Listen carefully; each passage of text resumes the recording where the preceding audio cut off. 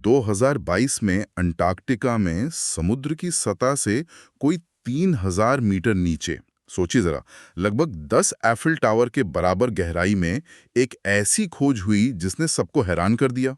हाँ, वहाँ बर्फीले अंधेरे में 100 साल से भी ज्यादा समय से एक जहाज का मलबा पड़ा था, सर अर्नेस्ट शैकल्टन का एंड्योरेंस। और कमाल की बात यह है कि वो इतनी अच्छी हालत में था, मतलब उसके पिछले हिस्से पर एंड्योरेंस नाम आज भी साफ चमक रहा है।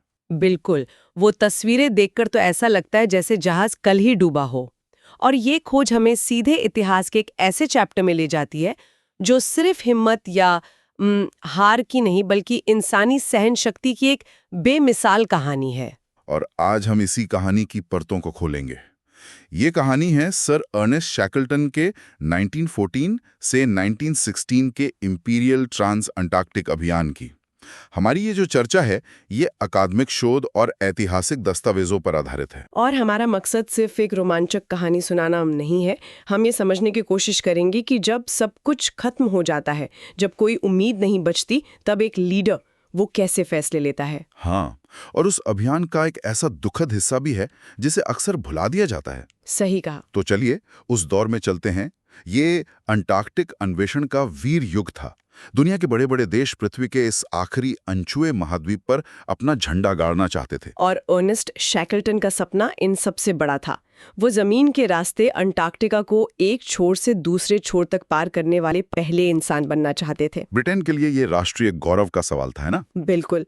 दिलचस्प बात यह है कि ये पूरा अभियान एक बहुत ही जटिल दो तरफा योजना पर टिका था। दो तरफा? जी। पहला हिस्सा तो सीधा था। मुख्य टीम, जिसे खुद शैकल्टन लीड कर रहे थे, एंड्योरेंस जहाज पर वेडल सागर की तरफ से महाद्वीप पर उतरती। एक मिनट, तो इसका मतलब है कि एक और टीम भी थी? ये तो बहुत ज्यादा जोखिम वाला लगता है। अगर एक भी हिस्सा नाकाम होता तो दूसरा अपने आप ही खतरे में पड़ जाता। आपने बिल्कुल सही नस पकड़ी है। यही इस योजना की सबसे बड़ी ताकत भी थी और सबसे बड़ी कमजोरी भी। दूसरा दल, जिसे रॉस सी पार्टी कहा जाता था, अच्छा। वो दूसरे जहाज ऑरोरा पर महाद्वीप के ठीक दूसरी ओर से सफर कर रहा था। उनका काम था शैकल्टन की टीम के लिए रास्ते में, मतलब खाने पीने और ईंधन के डिपो बनाना। तो शैकल्टन की टीम का जिंदा बचना पूरी तरह से रॉसी पार्टी के काम पर निर्भर था। हाँ, उन लोगों पर जिनसे वो कभी मिले भी नहीं थे। तो एंड्योरेंस ने अपना सफर शुरू किया दिसंबर 1914 में। वहां व्हीलिंग स्टेशन पर उन्हें चेतावनी भी मिली कि उस साल बर्फ बहुत खतरनाक थी। हाँ, सामान्य से कहीं ज्यादा उत्तर तक फैली हुई थी। कैप्टन फ्रैंक वर्सली, जो एक माहिर नाविक थे, उन्होंने भी सावधानी बरतने को कहा था। लेकिन शैकल्टन, वो अपने सपने को पूरा करने की जल्दी में थे। वो आगे बढ़ गए। और इसी फैसले ने कहानी का रुख हमेशा के लिए बदल दिया। 18 जनवरी 1915 तक एंड्योरेंस जहाज बर्फ के एक विशाल मैदान में ऐसे फंस गया, जिसे पैक आइस कहते हैं। बिल्कुल। दल के एक सदस्य ने अपनी डायरी में लिखा था, हमारा जहाज बर्फ में ऐसे जकड़ा हुआ है जैसे चॉकलेट बार के बीच में एक बादाम। क्या गजब का वर्णन है। और फिर कई महीनों तक बर्फ में बहने के बाद 21 नवंबर 1915 को जहाज बर्फ के दबाव से कुचलकर डूब गया। और यहीं पर कैप्टन वॉर्सली ने एक बहुत जरूरी काम किया, है ना? हाँ, उन्होंने जहाज के डूबने की सटीक जगह को अपने रिकॉर्ड में दर्ज किया और इसी रिकॉर्ड ने एक सदी बाद उसे खोजने में मदद की। जहाज का डूबना एक अंत था, पर ये एक नई और शायद ज्यादा भयानक कहानी की शुरुआत भी थी। अब वो 28 लोग थे और उनके पैरों के नीचे सिर्फ मीलों तक फैली बर्फ थी। बिल्कुल। यहीं से अभियान का लक्ष्य 180 डिग्री घूम जाता है। अब अंटार्कटिका पार करना सपना नहीं था, सपना था जिंदा रहना। उन्होंने अपनी लॉग बुक में उस दिन लिखा था, जहाज और सारे स्टोर खो चुके हैं। मैं ईश्वर से प्रार्थना करता हूं कि मैं पूरी पार्टी को सुरक्षित सभ्यता तक पहुंचा सकूं। ये शब्द एक लीडर की पूरी सोच को बदल देते हैं। देखिए, ये फैसला कई स्तरों पर सही था। एक तो सीधी सी बात थी, आगे जाना अब मौत को दावत देने जैसा था। दूसरा, उन्होंने सोचा कि सबसे जरूरी क्या है, मेरा सपना या मेरे 27 लोगों की जान। उन्होंने टीम को चुना। हाँ, यही सबसे बड़ा फैसला था। उन्होंने हर एक की जिंदगी को बराबर महत्व दिया, चाहे वो वैज्ञानिक हो या जहाज का कोई आम मल्ला। लेकिन उनके फैसले हमेशा सबको पसंद नहीं आते थे, है ना? एक बड़ा ही अजीब किस्सा है जब उन्होंने अपने लोगों को और ज्यादा सील का मांस इकट्ठा करने से रोक दिया। जी, उस वक्त दल के पास खाने की कमी होने का खतरा था। तो फिर ऐसा फैसला क्यों? कुछ लोगों को तो ये अत्यधिक आशावाद लगा होगा। ये तो समझ से परे लगता है। हाँ, पहली नजर में ये पागलपन लगता है, लेकिन यहीं उनके नेतृत्व की गहराई दिखती है।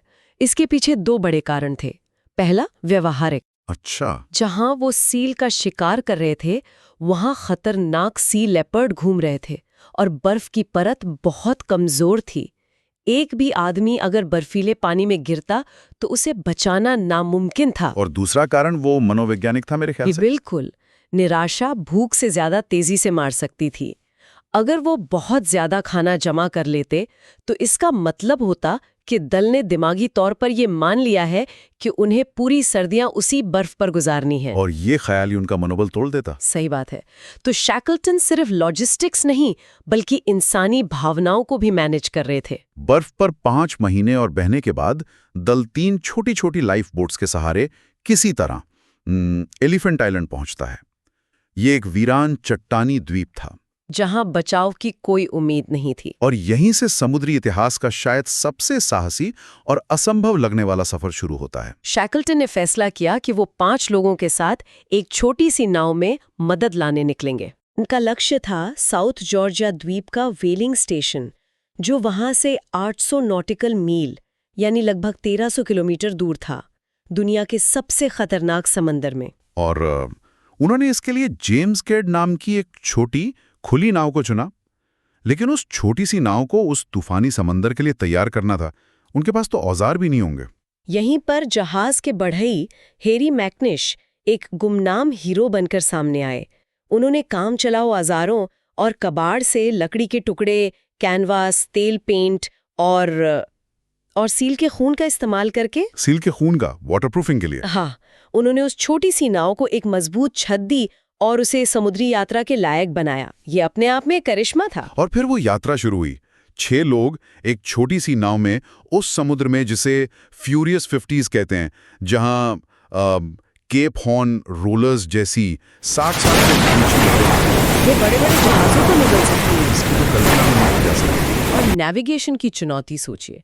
कैप्टन फ्रैंक वोर्जली ने जो किया वो आज भी नाविकों के लिए एक मिसाल है। आसमान में हफ्तों तक बादल छाए रहते थे। उन्हें सूरज सिर्फ 4 या 5 बार कुछ पलों के लिए ही दिखा। तो उन्होंने रास्ता कैसे ढूंढा? सिर्फ अपनी सूझबूझ और डेड रेकनिंग के सहारे। ये बिना किसी बाहरी रेफरेंस के दिशा और गति का अनुमान लगाने की एक पुरानी तकनीक है। ये तो अविश्वसनीय है। मतलब वो दुनिया के सबसे खतरनाक समुद्र में थे और उनके पास रास्ता देखने के लिए सूरज तक नहीं था। बिल्कुल।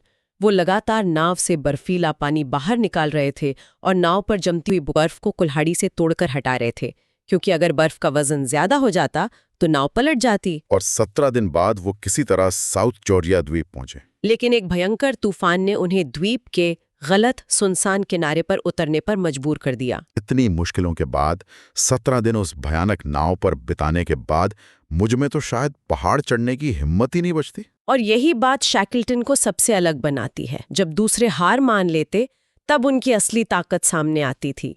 व्हेलिंग स्टेशन द्वीप के दूसरी तरफ था, तो शैकल्टन, वर्सली और टॉम क्रीन ने एक और चुनौती का सामना किया। हाँ, उन्होंने बिना किसी मैप या सही औजारों के 36 घंटे तक लगातार चलकर द्वीप के अनजान बर्फीले पहाड़ों और ग्लेशियरों को पार किया और आखिरकार व्हेलिंग स्टेशन पहुंच गए। और फिर बचाव अभियान शुरू हुआ और एंडोरेंस के सभी 28 लोगों को बचा लिया गया। हाँ, एक ऐसी कहानी जिसमें सब बच गए। ये सुनने में किसी फिल्म जैसा लगता है, लेकिन हर एक को बचाया गया कि ये कहानी सिर्फ एंडोरेंस के दल पर लागू होती है।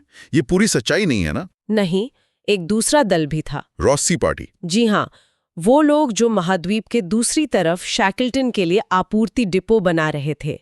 उनकी कहानी इस अभियान की सबसे बड़ी त्रासदी है। उनके साथ भी कोई हादसा हुआ था? हाँ, एक भयानक हादसा। उनका जहाज औरोरा एक तूफान में अपने लंगर से टूटकर बर्फ के साथ बह गया। तो उनके साथ क्या हुआ? वो कैसे जिंदा रहे? 10 लोग न्यूनतम सामान के साथ किनारे पर फंस गए। उनका जहाज, उनका खाना, उनके कपड़े सब जा चुका था। सिर्फ कल्पना कीजिए। वो लोग शैकल्टन के लिए डिपो बना रहे थे और उन्हें ये पता भी नहीं था कि जिस आदमी के लिए वो ये सब कर रहे हैं वो हजारों किलोमीटर दूर अपनी जान बचाने के लिए लड़ रहा है। बिल्कुल। वो स्कर्वी और फ्रॉस्टबाइट से लड़ रहे थे और इसके बावजूद उन्होंने अपना मिशन नहीं छोड़ा। उन्होंने सारे डिपो लगाए। हाँ, उन्होंने वो सारे डिपो तय जगहों पर लगाए, ये जाने बिना कि शैकल्टन और उनका दल तो कभी उस रास्ते पर आने ही वाले नहीं थे। उनकी सारी मेहनत और बलिदान व्यर्थ गए। हाँ, और इससे भी दुखद बात यह है कि उस दल के 3 सदस्यों की इस दौरान मृत्यु हो गई। बचे हुए लोग जनवरी 1917 तक वहां फंसे रहे। तो इस पूरी गाथा की विरासत क्या है? एक तरफ अद्वितीय नेतृत्व और उत्तरजीविता, और दूसरी तरफ भूले हुए बलिदान, और अब मार्च 2022 में एंड्योरेंस के मलबे की खोज। और ये खोज अपने आप में एक तकनीकी चमत्कार है। जहाज 3008 मीटर की गहराई पर मिला, कैप्टन वर्सली द्वारा दर्ज की गई स्थिति से सिर्फ 4 मील दूर। ये तो वोर्सली के नेविगेशन कौशल का सबसे बड़ा सबूत है। बिल्कुल। खोज करने वालों ने इसे अब तक का सबसे बेहतरीन संरक्षित लकड़ी का जहाज का मलबा कहा है। अंटार्कटिक का ठंडा पानी एक आदर्श टाइम कैप्सूल साबित हुआ। और जैसा कि हमने शुरू में बताया, एंड्योरेंस नाम आज भी साफ दिखाई देता है। और ये अकेली खोज नहीं है ना? नहीं, जून 2024 में शैकल्टन का आखिरी जहाज क्वेस्ट भी कनाडा के तट के पास पाया गया।